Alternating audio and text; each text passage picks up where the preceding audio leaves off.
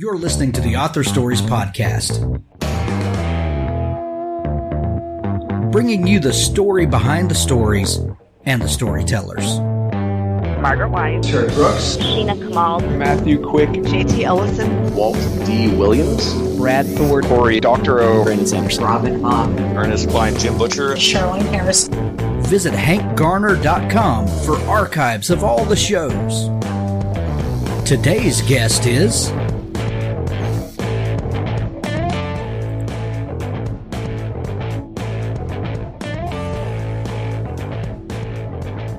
thanks for joining me again for the Author Stories Podcast, where I bring you the story behind the stories and the storytellers. Today, I am super excited to have Allison Winn Scotch back on the show with us. She was here about 2.5 years ago, I think, when I was looking a minute ago. We talked about her book, Between Me and You, and when I saw that she had a new book out, I said, "Oh, let's have Allison back on." This new book is called Cleo McDougal Regrets Nothing. And Allison, I love the title of this book. It kind of makes me laugh every time I see it. Well, that's good. Then we're off to a good start. We are off to a good start. Allison, as I was looking over your back catalog and all of the different books that you have written, and kind of looking at your progression as a writer, it looks on the surface that you kind of are all over the place with the genre and subject matter of books. But then when you scratch the surface, you see that all of your books have a familiar connection. How would you describe yourself to someone who asks, Allison, what kind of books do you write? That's a great question, and I think it's a fair observation probably from the surface, in that I'm not necessarily writing, romance or thriller. But I think that everything that I write, as you said, has a connective tissue. Sure. It's what I imagine people now call book club fiction, or as I used to say back when magazines were bigger, the type of stuff that people magazine reviews. And, I think generally what the theme of almost all of them is, I like to examine women and men, but usually my protagonists are women, although in my last few books there has been a mix of both, who aren't living their best lives and know that they have work to do, or discover that they have work to do and have to go about fixing it. So that's usually the underlying thread or theme through all of the work. So, I generally sort of take a look around at what's happening with my peers or my contemporaries, and I want to usually dig in a little bit deeper to those issues. And that's often the spark behind one of the books, and certainly that is what threads them together. The last time you were on the show, you told us this great story of being a tween and loving Stephen King. And, we kind of joked about where this is going. Okay. Yeah. And you said, I don't even know if that was appropriate or not, but, I loved those books. Do you remember the first book that you read, or maybe an author, maybe it was Stephen King, maybe it's somebody different, that made you feel like that you could just get completely lost in a story and travel somewhere else and, be a different person? I mean, certainly around that time, Stephen King, as I said, like when I was 12-ish, sixth grade about, I became an avid consumer. I want to say books like Judy Bloom, she obviously was quite influential on my generation. I remember Blubber in particular. I haven't read it since I was probably 10 or however old you were, but that was one of the first books that really stuck with me. So, I don't know if I said this in the last podcast, but my mom was an English teacher. So we were constantly being pushed to read. And so I think that I probably just sort of like marinated in literature ironically, I was talking to her recently, and my brother was even a much bigger reader than I was, and I think what sort of sparked the change into writing is I probably had a bigger imagination. So when you're that age and you're reading, it's not just like the book resonated with you. It's like what you said. It really it took me inside, and I remember, like with Stephen King in particular, I would start to think in the voice in which he wrote. Like he's a very specific voice and it's very haunting and it just permeates you, at least for me. And so I would start to sort of think like his characters, which sounds actually super bleak as I just said that with the Stephen King character, but he just has like this voice, this overarching voice in his work. So that's more what I mean. So, um, in just in elementary school, like those Judy Bloom books, I mean, even younger, I remember I loved Pippi Longstocking. She was such like a spunky tomboy, which is what I was. So, um, books have just, they've been, I'm sure, like you and like your listeners, they've just been present for me my whole life. Speaking of Judy Bloom, I had an older sister. She was a year and a half older than Yeah. me. And so, of course, she passed on all of her books to me. And I remember reading those Judy Bloom books, and I don't remember if it was Blubber or Super Fudge, Oh, yeah. which one it was. There's a scene in there where Fudge will not eat his breakfast, and the dad gets so frustrated with him. He says, "Eat it or wear it," and he Yeah. winds up just dumping this bowl of cereal on top of Fudge. And as a dad, I have made those jokes to my kids. I was like, "Eat it or wear it," and That's right. and then I crack myself up and I start laughing, and they just look at me like, "You are psychotic or something," Yeah. But those stories hung with me as well. That's so funny. Yeah, I think that's why she, like she's on Twitter or social media, and if she ever interacts with anybody sort of our generation, it like, moves the earth. It's just, it feels she's very much a lot of people's point north. So, um, she just wrote in a way that kids understood. And I remember my son is a huge reader. My daughter is more of not a reluctant reader, but like she's not going to pick up a book. And when I got that whole set for her, like Tales of Fourth Grade Nothing, Fudge, Super Fudge is another Fudge book as well. She loved them because they're so relatable, even though they were written 40 years ago. So that is a testament to Judy Bloom's talent for sure. Absolutely, it is. And to touch on Stephen King for just a moment, you talked about his voice. There's something interesting about Stephen King's books because whether you're a fan of horror or suspense or however you want to classify him this week, Yeah. there's he has a broad appeal, and I think it's because of his voice, like you said, but his characters, because they all feel like someone we know, and this Yes. feels like a life that we know. It's there's something comforting about you just kind of falling in with these patterns and these rhythms and these people that you can connect with. Yeah. Listen, he and Judy Bloom and whomever else in that sort of rarefied air of our world have a way of, it doesn't matter if they are, dealing with a car who's gonna kill you or a rabid dog or Pet Cemetery, whatever it is. He manages to make it just completely human, and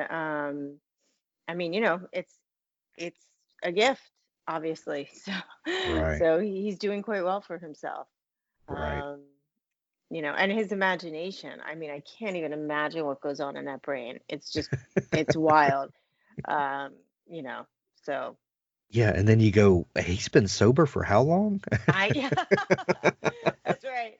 That's right. Yeah, maybe I probably gave him some sort of clarity. Like it probably Probably. lets him really get into whatever he needs to get into. So, Right. yeah, he's a genius. It goes without saying. So Cleo McDougal Regrets Nothing. Is this your 8th book?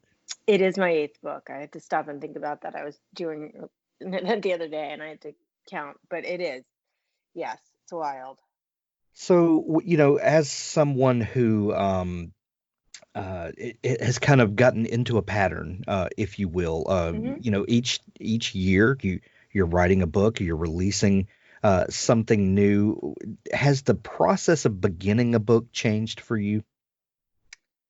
That's a great question.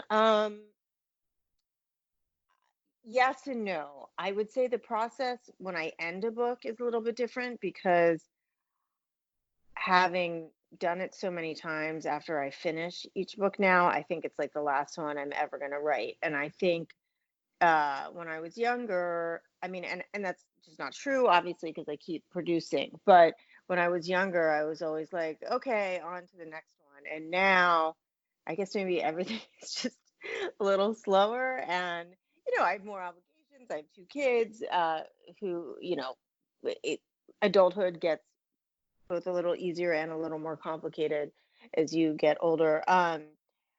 So, but to carry that over to the start of a new book, I probably take a little bit longer between books now. Just I need a longer reset period. Yeah. And then eventually an idea creeps up on me, and I sort of can't rest until I've done it. So that's what happens. Whereas before I think as you tend to be maybe when you're a little younger, it's not that I'm less ambitious now. It's just that maybe I'm a little more tired. So um, that's what I would say. Like I'm assuming I'm going to write another book after this one, but when I do, I do. Whereas before I'd be like, okay, what's coming next? Noveler is the best way to write a novel. Why? Quite simply because we've made it the easiest place to do it. Writing a novel is hard enough.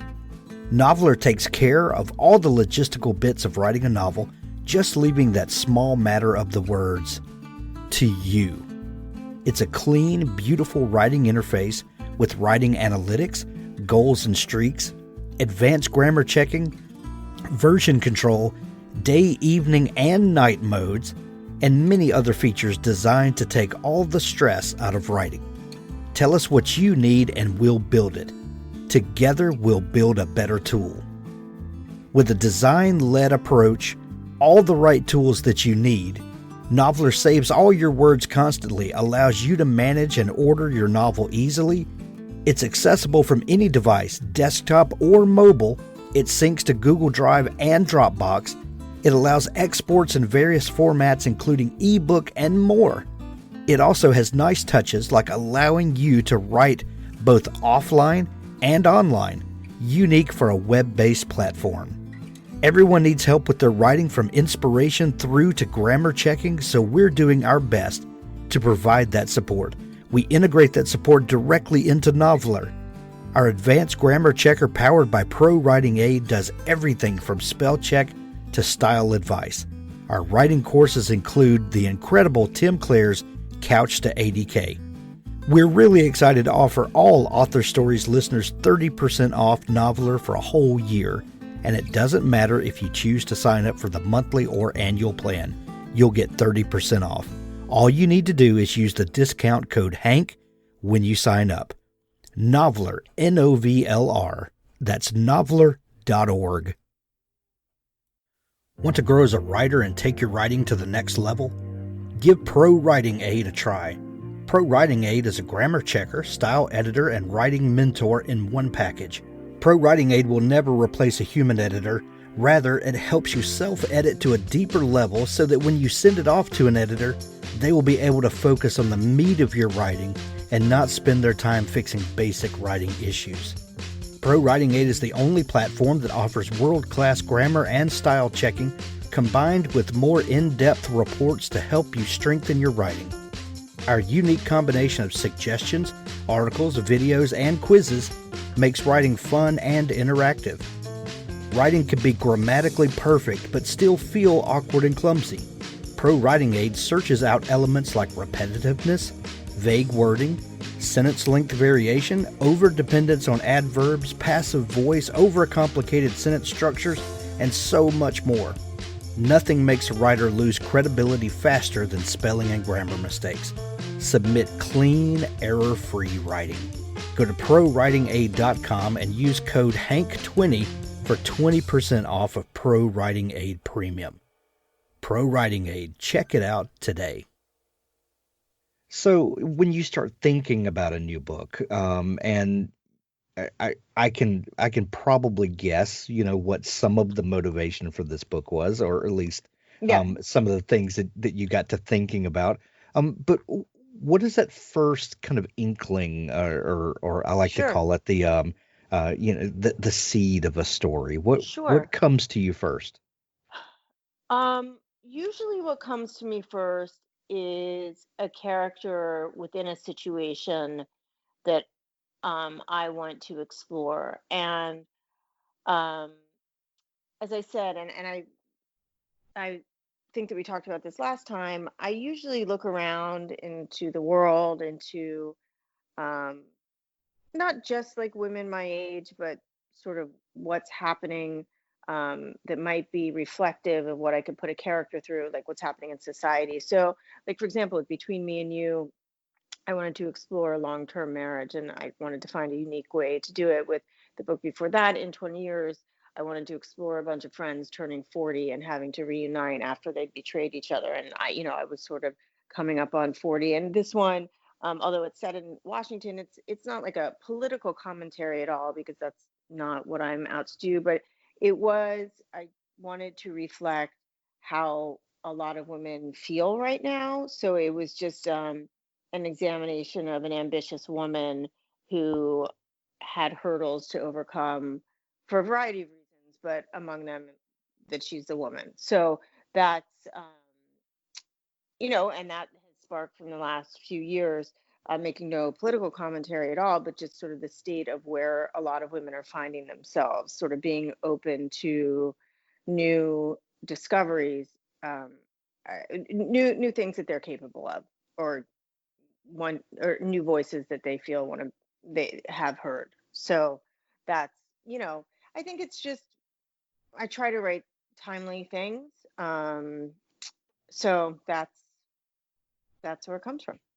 Well, there are several books out this year that are election based, or deal with um, politics, or Hmm. the all the stuff that is around that. But you take a really unique take on this topic with Cleo McDougal Regrets And I Nothing. just want to say I apologize. One of my dogs just started drinking water. Sorry if you heard that. I'm gonna move into another room. It's all good. This, of course, this is timely because we are in an Yeah. election year, and the topic of a a candidate running, um, we've kind of been conditioned to assume that politicians are horrible people, Yeah. and no matter which team you play for, or which party that you're pulling for, or whatever, we all kind of hold our nose and look the other Right. way For sure. for a candidate that none of them are clean and pure as the Sure. driven snow and all that kind of thing. Right. But you really took this idea and turned it on its head and said, well, what if you had someone who is a person, a politician like we assume they are, but they actually try to change? Yeah. Where did this idea come from? Well, that's a great question that gets back to my point that she works in Washington, but so much of her, I mean, her world is in Washington, but that is not necessarily who she is. So I made her a politician because I just thought it was a very clear, um, like through line as to what I think a lot of us are reading in the news, or seeing on our TVs. Again, not the politics, like there's no policy talk in there, but just Sure. these humans who sometimes can be cartoonish, sometimes these lies are spread about them, sometimes they quash the truth. So I just thought I thought it would serve the story better if we all sort of were on the same ground when we got in, knowing what we know about, knowing what a lot of our biases are about politics. Um, and then I just, excuse me, I just set out to sort of make her like any other woman who we would maybe examine, whether it's a CEO or a doctor or a lawyer, somebody who's ambitious. Um, Politicians' ambition plays out quite publicly. So that was a way to examine that you wouldn't see if she were, like in a boardroom, for example. Um, and I just treated her as any other character who had made a lot of mistakes. So that that is what I hope humanizes her, and also allows me to sort of concurrently draw a parallel path of her ambition and her aspirations to, ascend to be president. So um, yeah, I mean, I think by the end, she becomes quite fallible and quite human. She makes a lot of disastrous mistakes. Ambition is one of those words that is loaded. It has a lot of meaning Hmm. behind it, whether you intend it to or not. Is ambition a dirty word nowadays when we're talking about people, that when we're describing people? What a great question, and I feel like we could talk about that for hours. I, it is, and I think certainly more so when it comes to women, which is what I'm hoping to explore. I think that women, everybody thinks, well, of course, women should be, there should be complete parity with women in the workplace and, payroll, whatever. But I think oftentimes when women ask for that, they are thought of as aggressive or bitchy or like not likable. And speaking as a woman and, obviously having a lot of female friends, I think it's really hard. We are often really trying to toe the line between, well, yeah, I really want you to like me, but also I think I deserve a raise. And it's funny because, you know, like obviously I spent a lot of time with my husband these past few months, for better or for worse. Um, he he can't represent all men, but he doesn't think that way at all. Like for example, I got sent something like a job position here that somebody sent out to people in my area, and I was like, gosh, that sounds interesting, but I don't really think I'm qualified, and I've written 8 books. And he's like, who cares if you're qualified? Of course you should send it in. And it was like such an illuminating moment for me, because I was downplaying my success. And by the way, like, they did have specific criteria. I don't know, I didn't end up applying for it, but it was just really interesting to me that it wouldn't have even occurred to him that if it were something that he wanted, um, well, of course, yeah, he'd apply for it. That would be up to them if they want to decide, and he thinks that he's perfectly capable of doing it. And my first instinct was, gosh, I don't want to embarrass myself or be embarrassed or have them think that I'm not good at something. So, that's sort of a roundabout way to talk about ambition, that in ways that a lot of women in particular are conditioned to not necessarily, you know reach for everything that they are capable of. So um I hope that changes. I think being ambitious is a great thing. um and ps, I think that, not that women or men necessarily need to be likable, but you certainly can be ambitious and likable. I think if you are nice to people along the way, there's no reason that you shouldn't ascend to wherever you want to ascend to. So that's my motto. And I hope, I in raising kids, I hope that's what I'm passing on. Sorry, I cut you off. No, I didn't mean to cut you off. Mm. Um, I agree with you. Ambition is something to be lauded, but I think it comes with a lot of baggage for a lot of It- people. That we for sure. Yeah, we assume things by that. And in the book, when we meet Cleo, she is a very ambitious person. She is.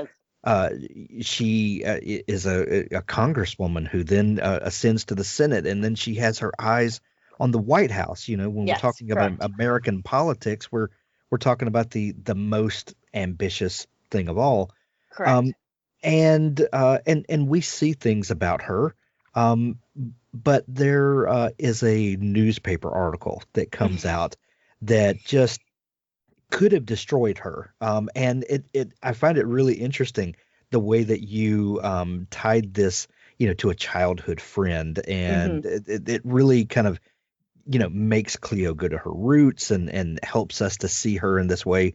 Could you talk a little bit about what the motivating factor for you was in this letter and the character that it ties back to? Sure, that's a good question. Well, I wanted to also examine the way that today's news and rumors start. Yeah. So, the book kicks off with this sort of incendiary letter from her former best friend from childhood, with whom she's now estranged. And of course, it just takes off with absolutely no vetting on the internet. And as somebody who spends time on Twitter, I mean, that happens like daily.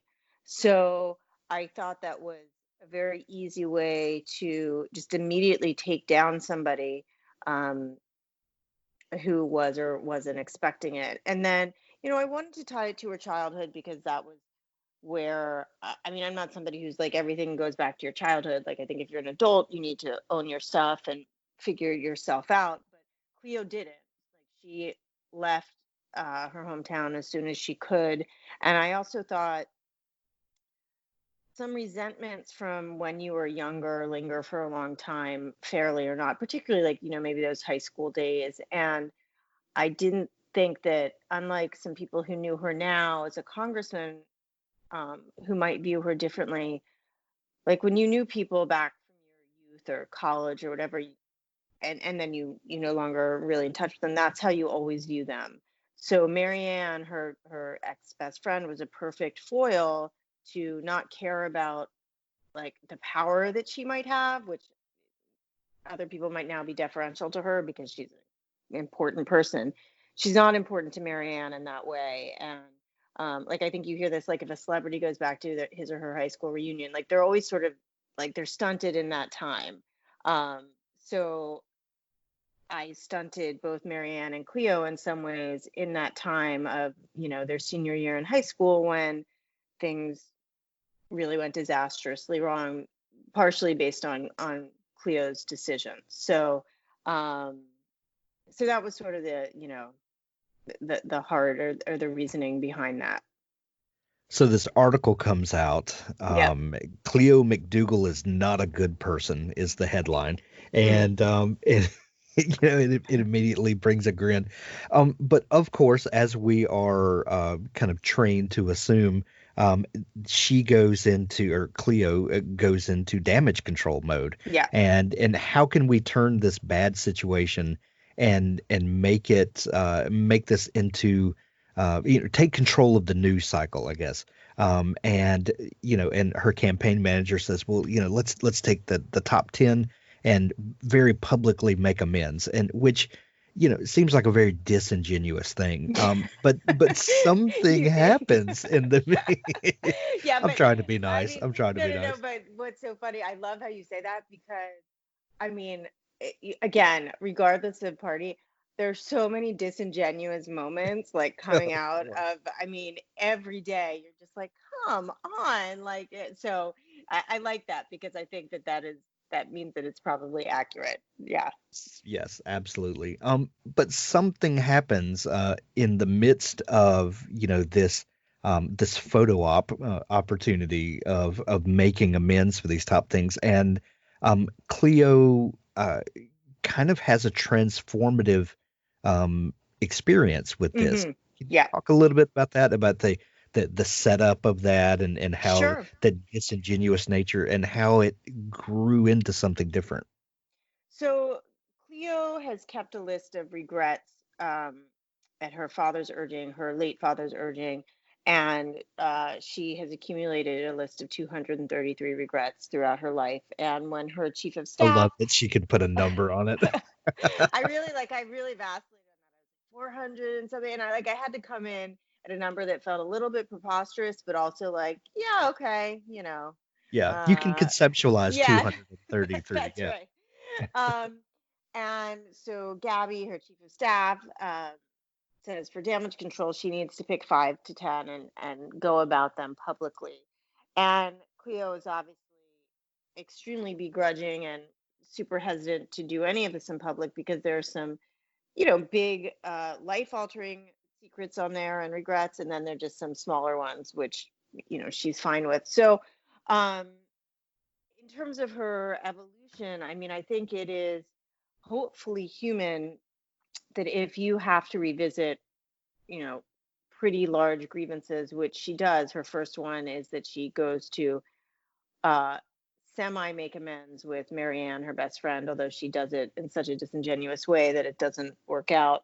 Um, I mean, I'd like to think that if we all went back to, I don't know, people we hurt in our lives or people who hurt us or, massive, I don't know, job fails or family arguments, that we would have to come out of it a little bit changed. Hopefully that's human nature. So, um, her progression from who she is at the start to where she ends up is, it's not that she's like turned herself inside out. She's still going to be the person who wants to be president, but I'd like to think that if any of us went back and reflected, that of course something in us would shift. So, um, so that was the rationale behind that. And when I was writing it, I was trying to think of sort of a more interesting way or a more unique way to come at it. Like we've all seen people set goals or, uh, New Year's resolutions or whatever it is, but I wanted to find a way, just a different way to say that. So that's how the regrets thing came up. What kind of research did you have to do, Allison, to Sure. kind of get into the head of these Washington chameleons? Sure. So I obviously am not I've never worked in DC. I mean, I do follow the news quite closely, as a lot of us do right now. But I wanted to make sure that I really understood the day-to-day life of a senator. So I spoke to a few people who had worked for senators who are still there. Um, I am friendly with somebody who worked for Hillary Clinton, so I was able to sort of get into that about the ins and outs of running a campaign and just obviously she has years of history in that arena. So just a lot of back and forth questions, phone calls, emails, texts. So that I would say I use that more for um, fact-based fact finding, because I just, when you're doing anything that is set in a semi theoretical world, you just don't want to get basics wrong. So, but from there, because this wasn't about, we're not seeing her argue, a bill on the Senate floor. She might be like, oh, I'm off to the Senate to go argue something, but we're not going to get into any of that stuff.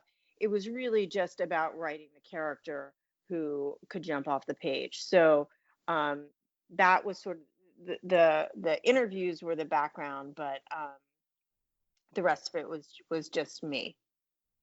Gotcha. But I am always paranoid about getting, facts wrong. So that was, like where there's a subway underneath the Senate. Like there were all these things that I didn't even realize. So that was that. Love it. Allison, we've mentioned a couple of times as we've been talking about the pandemic that's going on right now, and recently I've been asking authors to talk a little bit about it, and because as people, creative people, a lot of our time is spent alone at home, with a laptop or a notebook or however it is, and on the surface, you would think that quarantine and all of this wouldn't affect writers a whole lot, but everyone has had a little different experience with it. How has it affected you, and do you see it having any sort of impact on your creative process? Yeah. I mean, it's I, I should say we are so lucky. Like, I we are all healthy. I can afford to feed my family. We have a house that we're not going to lose. So I think that all of this is viewed through like that lens of Sure. the first acknowledgement is, gosh, we're fortunate to be living in this very to be okay in this very unfortunate time. That said, I am somebody who I think I'm like an introverted extrovert or an extroverted introvert. Like I'm very gregarious, but I really like to spend time by myself. Like Yeah. I need it. And so um in that sense for my mental health it's been quite hard. um and my husband is used to, he likes to be around people because he is in office. So he uses me as like his office mate, and I just constantly like I don't want to talk to you right now. Like first thing in the morning, he's like, "Hi," and I'm like, "No, I need like 30 minutes not to talk to anyone." And I suspect a lot of creative people are like that. And then I have two teenagers. We're fortunate enough that they actually got to go to a camp that opened safely, so they have had a little bit of a break from us, and vice versa. Um, but I it's like I'm not writing right now. Like it would be wonderful if I were. I do have a few other non-book related projects that I've had to do some work on, just because we're bumping up against meetings and whatnot. But to sit down, I'm curious if you. I know you speak to authors every day. If other people are saying this, I'm just not really in a headspace where I have any sort of solitude, which allows me to really be creative. Like when I sit down, I'm working on a few like film projects. I really have to force myself, and it's at like 20-minute increments just to get something on the page. So that's what I'm curious. How are other people finding it? Yeah, it's been all over the map. I think most people though are kind of like you. It's we're home, but it's weird. There's Yeah, a mental stress cloud that's kind of hanging over everybody. But yeah. but I we think have a that's lot of great books that are out this summer, so That's that's right. I mean, I'm reading more than ever, and I would say um, that's what it is. There's just sort of a mental fatigue, and I think when you're writing certainly a book which is, so dense, um, it's hard to get out of that fatigue to do something like that.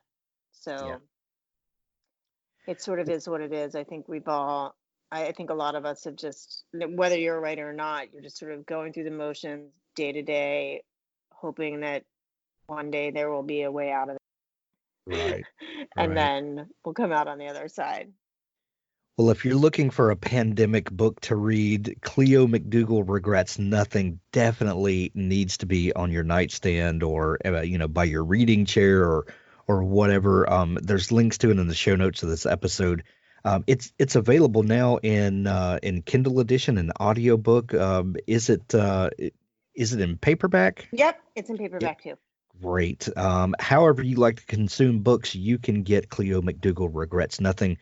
For an election year, this is a must read, and I promise you won't get fatigued with all of the politics. But this book is really meaningful this year, and Oh, thank you. I would love to see more politicians go on Cleo McDougal's journey Maybe that we'd she have takes. a more functioning government, right? Like if they Just maybe, we can hope. yeah, if they actually took accountability for where they came from, and maybe what the good they could put out into the world. Right. Well, Yeah. Allison, tell people where they can find you online if they want to connect with you Sure, and thank dig through you. your Yeah, massive so back catalog. I'm most active on both Twitter and Instagram. I do have like a Facebook page, but I'm not super involved with. I mean, I'm not involved in it, but it's not my go-to. And my handle at both of those is ASWINN, AS Win. And come find me. Excellent. We'll send everyone to see you and to pick up their copy of Cleo McDougal Regrets Nothing. Allison, this has been so much fun catching up. Yeah, for sure. Thank you, Hank. Absolutely. Let's do it again. Okay, I'd love to. Thanks so much. Scribophile is a respectful online writing workshop and writers community. Writers of all skill levels join to improve each other's work with thoughtful critiques and by sharing their writing experiences. We're the writing group to join if you want to find beta readers, get the best feedback around, learn how to get published, and be a part of the friendliest and most successful writing workshop online. Improve your writing by receiving detailed critiques. Learn from a vast collection of free writing resources. Make lifelong friends in our busy community of writers. Writing is a solitary art, but that doesn't mean you have to be lonely. Lucky for you, there are thousands of writers on Scribophile every day, and we're a really friendly bunch. You've never seen a writing group like this one? Join Scribophile today at scribophile.community.